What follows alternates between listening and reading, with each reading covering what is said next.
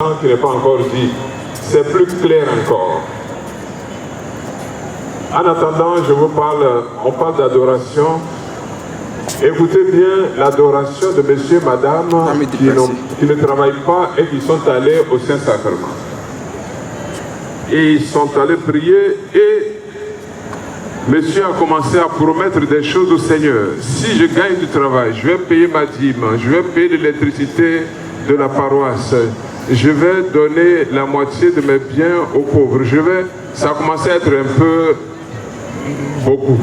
Donc madame s'est inquiétée, madame dit mais quand même, il faut penser, on a les enfants aussi, si tu donnes, tu vas payer ta dîme, c'est bien. Après, tu payes l'eau, l'électricité, etc. Qu'est-ce qui va rester pour les enfants? Il faut qu'on aille. Les enfants doivent aller à l'école, on doit manger. Il faut payer aussi pour la maison. Madame a commencé à dire non. Et il dit à madame, il faut te calmer. Je suis en train de le blaguer. Elle a dit ça doucement, quoi, pour ne pas que Jésus entende à l'oreille. Je suis en train de le blaguer. Quand il va nous donner, il va voir. La parole qui m'a marqué, c'est que Jésus a dit aussi que ce n'est pas en me disant Seigneur, Seigneur, que vous entrerez dans le royaume. Bravo! Ce n'est pas ceux qui disent Seigneur, Seigneur, Seigneur qui vont entrer dans le royaume des cieux, mais de mon Père qui est dans les cieux. Bravo! Comment vous appelez? Lorraine Niamien. Ah, Niamien. Bon, respect. Donc, vraiment, je n'ai plus besoin de te féliciter si tu t'appelles Niamien. Alors, tu vas aussi en CEB? Est-ce que tu vas en CEB? Il y a longtemps. Voilà. En plus, elle dit la vérité. Elle n'a pas voulu me baratiner, me blaguer comme les gens qui voulaient blaguer Jésus là. Elle dit que ça fait longtemps. Niamien, toi, tu n'as pas besoin d'aller en CEB. C'est nous qui devons aller vers toi. Merci, Niamien. Ah, pardon. Attends, on va faire partir. C'est un passage biblique où un voyageur est tombé sur la route. Un prêtre est passé à côté. Ça lui arrive. Un lévite vient à passer également. Il n'a pas réagi. Je ne sais même pas si un évêque aussi a passé. Mais je sais qu'un pharisien... Un Samaritain est passé et il s'est occupé du blessé. Il l'a pris sur sa monture, il allait à l'auberge et il a sorti de l'argent, il a donné à l'aubergiste, il lui a dit occupe-toi de lui. Même si tu dépenses plus que ça, à mon retour je vais te rendre. Voilà que... Mais c'est pas vous, hein.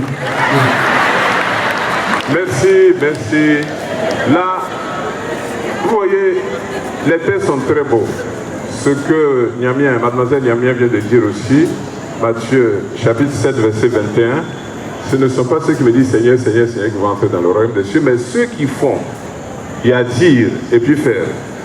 Tra, il dire, il fare, c'è di mezzo il mare. C'est les Italiens qui disent ceci. Entre le dire et le faire, au milieu, il y a la mer. Dire là, ça, il y a beaucoup de gens. Et dans ces derniers temps, mademoiselle, vous allez voir combien les garçons savent dire. Ce temps de fête-là, ils vont dire seulement, ils vont dire jusqu'à vous-même. Quelquefois, vous dites, ah, ils croient que je crois à tout ce qu'il est en train de dire là. Nous sommes capables de dire, mais on cherche ceux qui vont faire. Et ils ne sont pas nombreux. C'est important. Saint Antoine de Padoue dit, il faut que les paroles se taisent et que les actes parlent. Voilà, c'est ce que notre frère vient de dire. On a demandé à Jésus qui est mon prochain. Au lieu de définir, prochain, ça vient du mot proche. Et quand tu prends proche, ainsi de suite. Nous, c'est ça, étymologiquement parlant, et prochain, Jésus dit, voilà ce qui s'est passé. Et les gens qu'on a cités, ce sont ceux qui sont toujours à l'église. Prêtre, il part à l'église, donc il n'a pas le temps de s'occuper de la charité. Aider quelqu'un, il s'en va à l'église, il n'a pas le temps. On a parlé de Lévites. Lévites, c'est eux-mêmes. Pour être prêtre, il faut être au moins lévite.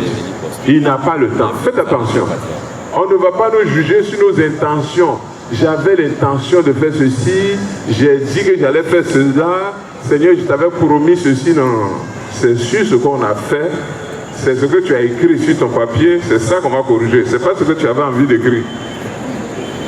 Alors, je vais prendre mes amis. Qui est enfant de cœur parmi vous? Vous n'êtes pas enfant de cœur, hein? Tu es enfant de cœur?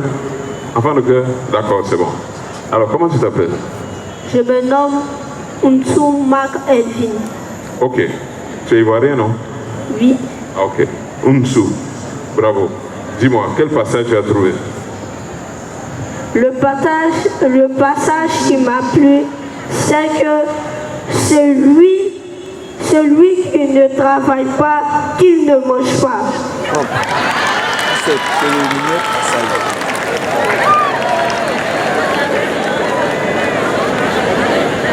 Bravo, tu restes encore, hein, comme ça vous allez partir ensemble. En fait, 2 Thessaloniciens chapitre 3 verset 10. 2 Thessaloniciens chapitre 3 verset 10. Celui qui ne veut pas, ce n'est pas celui qui ne travaille pas. Celui qui ne veut pas travailler, qui ne mange pas non plus. Et Paul continue en disant, il y en a qui sont dans la vie là, affairés sans rien faire. Il y en a qui sont affairés sans rien faire. Qui travaillent de leurs mains pour gagner le pain qu'ils auront gagné. Qui mangent le pain qu'ils auront gagné de leurs mains. Merci. Alors, Unsou, c'est ça? Bravo. Alors, et toi? Moi, je me nomme Jean-Michel. Moi, le passage qui m'a plu, c'est où on dit « Aimez-vous les uns et les autres comme je vous ai aimé ». Applaudissez pour lui aussi. Voilà. Donc, aimez-vous les uns les autres comme je vous ai aimé, Jean chapitre 13. Merci les enfants, vraiment, vous êtes formidables. Heureusement que vous êtes venus. Voilà. Celui qui ne veut pas travailler, qui ne mange pas non plus. Nous allons...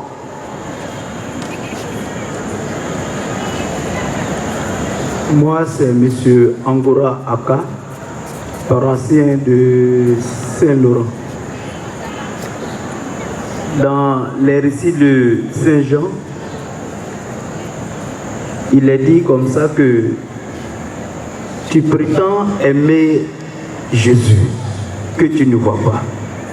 Par contre, celui qui est en face de toi, tu ne l'aimes pas. Et je crois comme ça que c'est cette partie de l'évangile qui doit pousser nous, les chrétiens catholiques, à s'engager plus, à regarder nos frères qui sont autour de nous, qui ont besoin de nous.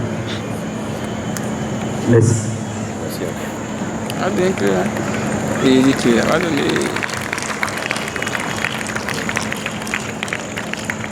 Voilà, merci. Vous êtes présenté là. Votre prénom, excusez-moi, votre nom, j'ai pas prénom. Angoraka. Vous n'avez pas un prénom chrétien? C'est Lambert, c'est... Ok Lambert, merci. Merci. Alors, Lambert, c'est pas un vieux nom, hein?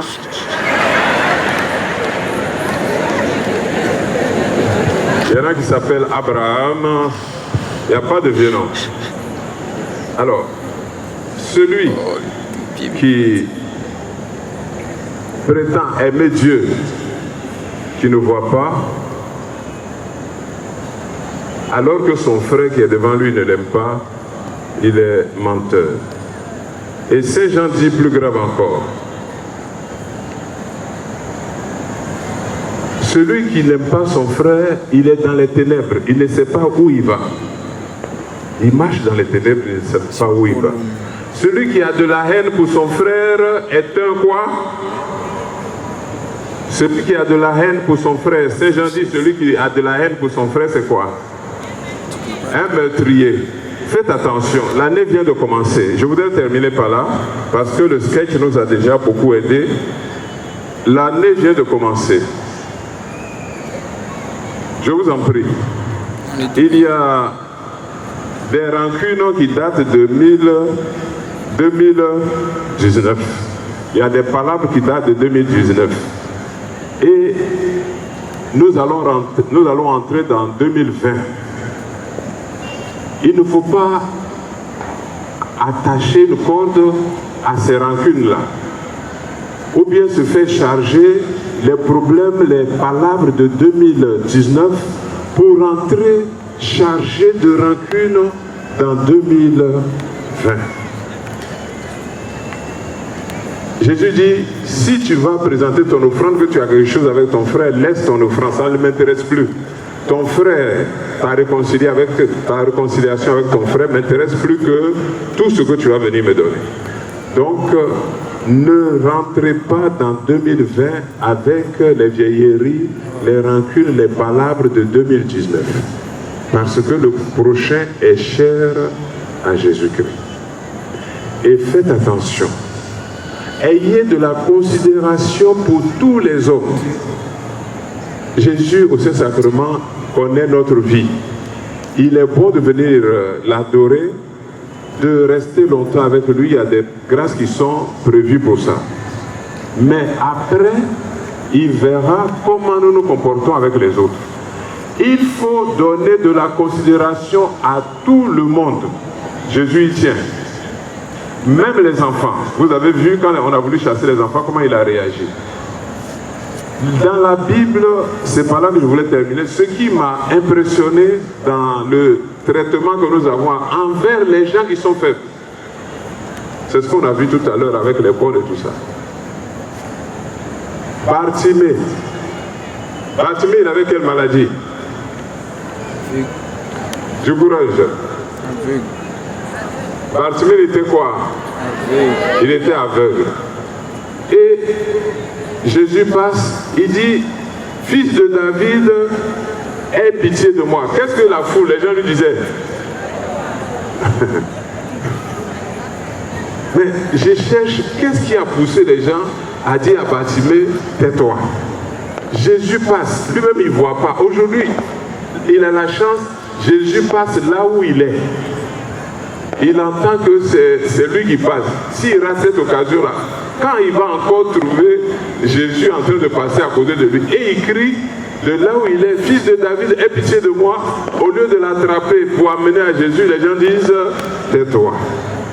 En quoi il dérange Jésus qui est en train de marcher? Jésus n'enseigne pas. Il n'est pas en train de prier. Pourquoi on dit à un aveugle de naissance qui demande simplement à se faire entendre par Jésus, on dit tais-toi. Il crie, on dit tais-toi. On dit il criait de plus fort. Il a tellement crié fort que Jésus a fini par l'entendre pour l'amener. Nous qui devons aider nos frères à s'épanouir, ceux qui sont les plus faibles, sur tous les plans. Il y en a qui, les problèmes sont variés. Chacun a son problème. Il y en a qui à l'école sont très forts. Il y en a qui sont faibles.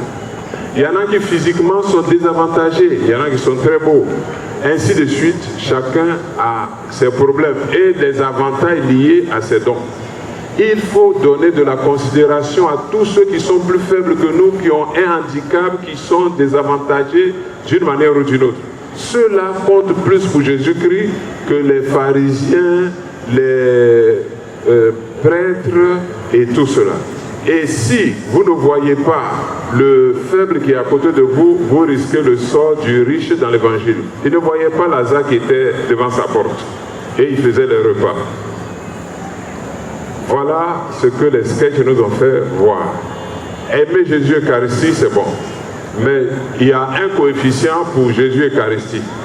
Et puis, il y a un autre coefficient pour le frère. Et le coefficient de l'amour qu'on porte au frère est plus élevé parce qu'au jugement, on va dire j'avais faim, j'avais soif, j'étais nu, voilà ce que tu as fait pour moi.